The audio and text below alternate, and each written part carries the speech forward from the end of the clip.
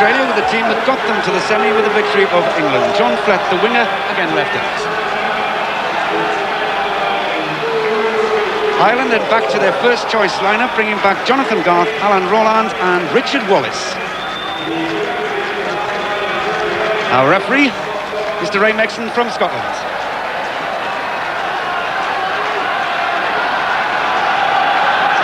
Michael Lynagh then waiting to get this game underway. A repeat of the quarter-final in the Hong Kong Sevens when Ireland were only knocked out in extra time. Matt Burke, Lynagh, Constable, Campese outside him, goes on his own. Vinnie Cunningham back for the tackle.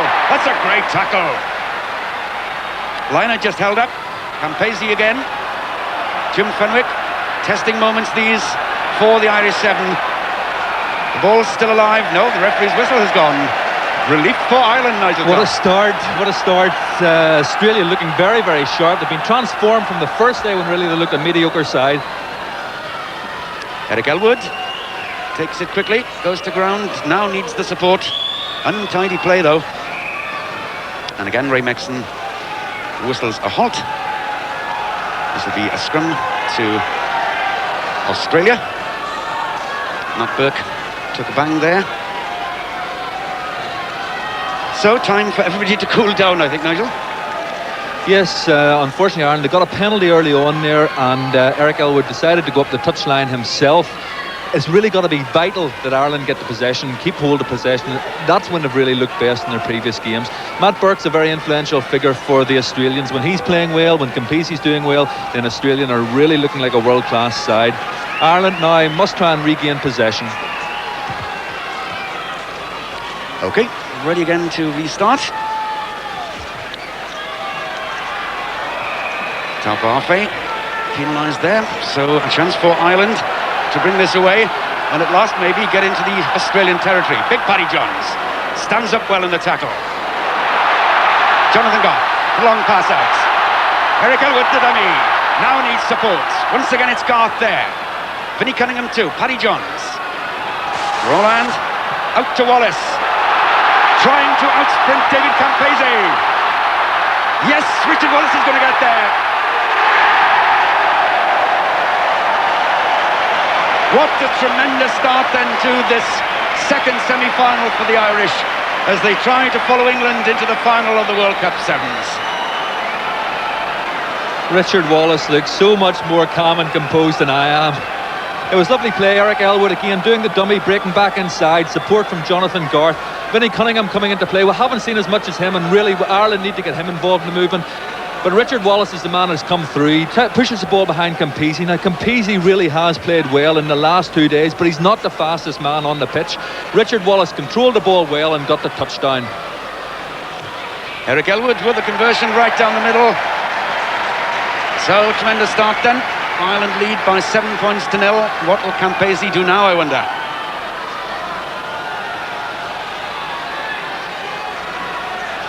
Well, really, just to be in this semi-final is just incredible, isn't it, Nigel, in the first place? But to get to the final, my word.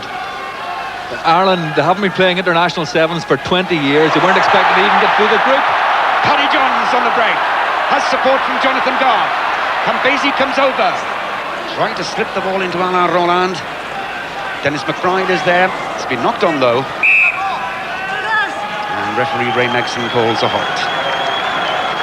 Tremendous excitement here at Murrayfield. It may be a wet, rainy day, but everybody absolutely on the edge of their seats in this second semi-final. Tapuafe away then. Lynagh brings in Campese. That's the challenge of McBride. It's a loose pass, though. Nice pickup. Bit of nonsense there, Tapuafe. But this will be a line out to Ireland.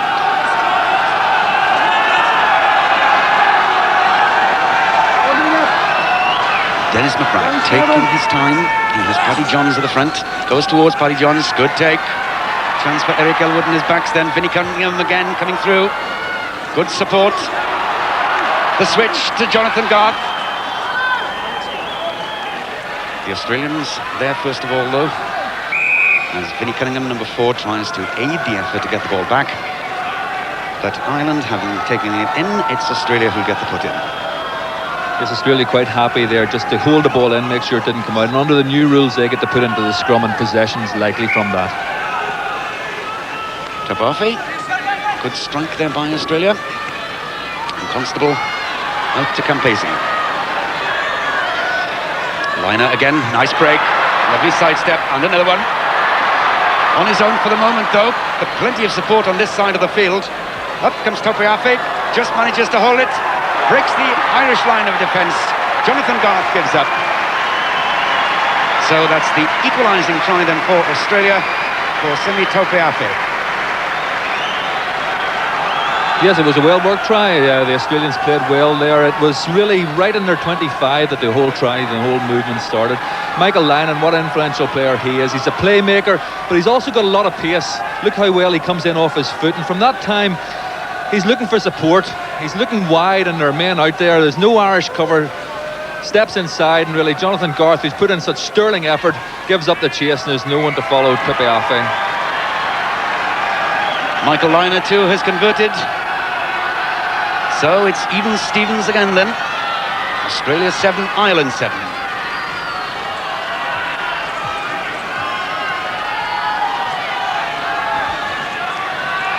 Ireland then look for an instant response to that. Just about a minute in the first half. Maybe they'll be just happy to conserve for the moment, Nigel. I think the main thing they should be considering at this stage is try and regain possession and then steady themselves down. Jim Fenwick to Michael Lynon. Campese jockeying for position. It's a kick for Matt Burke to chase. Should be fairly comfortable though for Richard Wallace, a man of his pace. Seconds ticking away at the end of the first half. 7 points all. The sides battling out for the right to meet England in the final of the World Cup Sevens. Matt Burke. Good play by Fenwick to Topiafe. Topiafe goes for the gap again. No, that's poor tackling by Ireland. Roland comes over.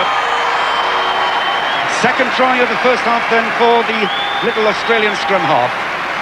And I think the Irish boys will be a little disappointed with that one. I think they'll be certainly disappointed. They might be a little aggrieved as well. From that line out, Paddy Jones was going through and may well have made a tackle. His shirt was held back and it left a gap on that side. It was a poor attempt really by Jonathan Garth, it must be said. He's played so well, but again, that wasn't a great tackle. And a score for Australia. The delight of Simi Topiafe then. Twice a Tongan international. Now transferred his allegiance to Australia.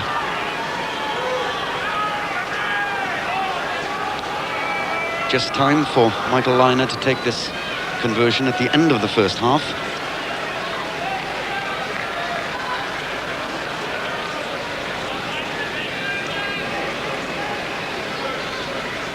Takes his time. This could be quite a valuable kick. Superbly judged. Great effort. So right on half-time then, Michael Lynon giving Australia, or extending rather, Australia's lead. Yes, in fairness to Ireland, there was no sign of complaint, but we could see the jersey being held back. The tackle might have been made, but again, it was a well-worked try. Delight.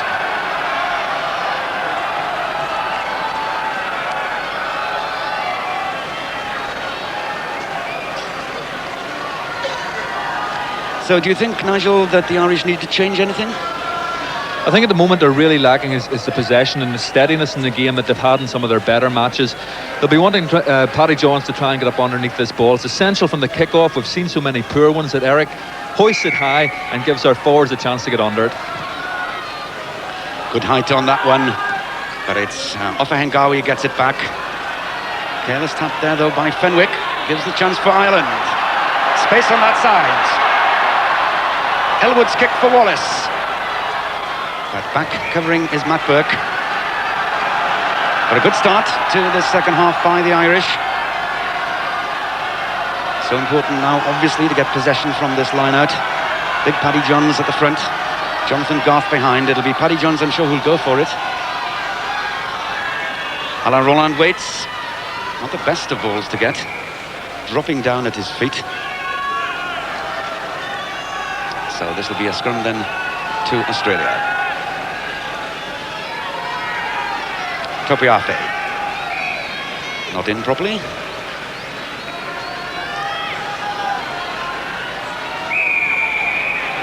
Crooked feed there by the Australian scrum half. So now, what can the Irish make of this? To Dennis McBride. Paddy John's waiting. He gets the ball. Just slips, unfortunately, at that moment. Roland with a long ball for Vinnie Cunningham. Vinnie Cunningham's through. Fine try.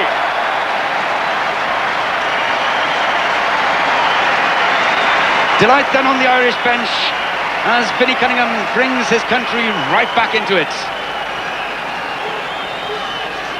Ireland trying to move it out wide. There was an overlap out wide, but the loopy pass meant that Vinnie Cunningham really couldn't get it from away. From that stage, it was a sharp cut back inside that managed to beat the defence. He still had work to do, managed to get the touchdown.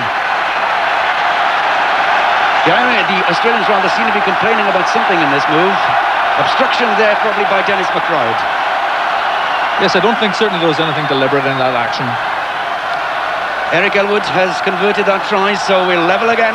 Everything to play for. Tremendous last few minutes in prospect. Roland to Elwood. Little chip over the top maybe. That's quite an intelligent kick. Can Wallace keep it in play? He can.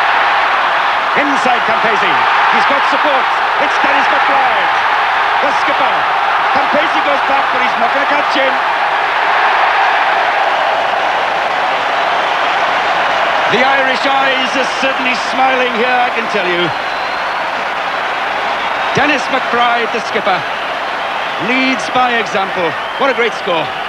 It was very well picked up by Richard Wallace. Of the day's play, he's been nearly outstanding player, and support from Dennis McBride, like a good wing forward, and then he's really going for the line. Chased by Campese, just coming into shot, and he's not the first Irish wing forward to beat Campese in a chase for the line. Great try for Ireland. This promising to be one of the great days in recent Irish rugby history. I mustn't speak too soon, there's a long way to go. But certainly the Irish 7 doing everything asked of them at the moment. Murrayfield goes quiet as Eric Elwood takes the conversion. Oh, so unlucky. It was unlucky. Eric's kicked so well all day, and let's hope that he doesn't rue that kick. It's important to try and get every point in this game. 5 points in it. As Liner restarts again. That's a little deep. Time for Paddy Johns. Ah, what a shame there, he couldn't hold the ball. But referee Megson's perfectly happy with it. There's the tactic again for Richard Wallace.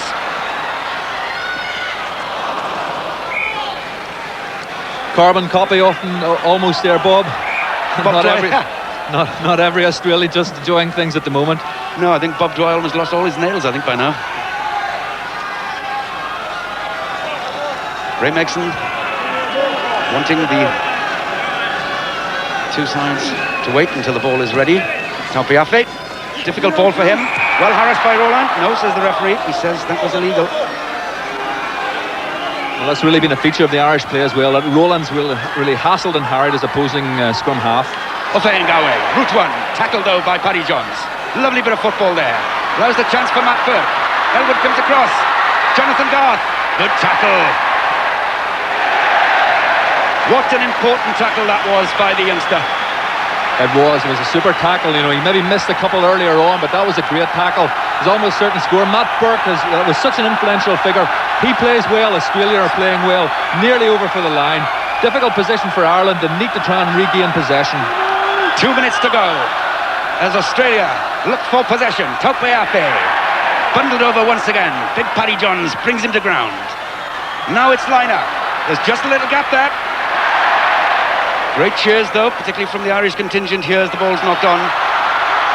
Richard Wallace has got an advantage. Now here's an interesting little tussle. The greasy surface is undoing there, but Ireland still with possession. No, knocked forward, said the referee earlier. So Alain Roland brought back.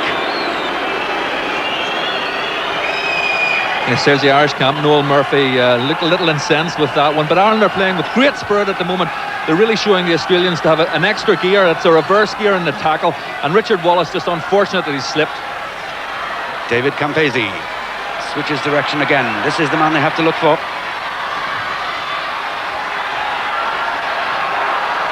All across the field for the moment, but it's Liner, gets the ball out to Constable. 1 minute to go in this second semi-final. It's Liner. There is some space there. Dennis McBride comes over. Into big Jim Fenwick. Looking to give the scoring pass to Arthur Ngawe. Good tackle again, though, by Jonathan Garth. Liner.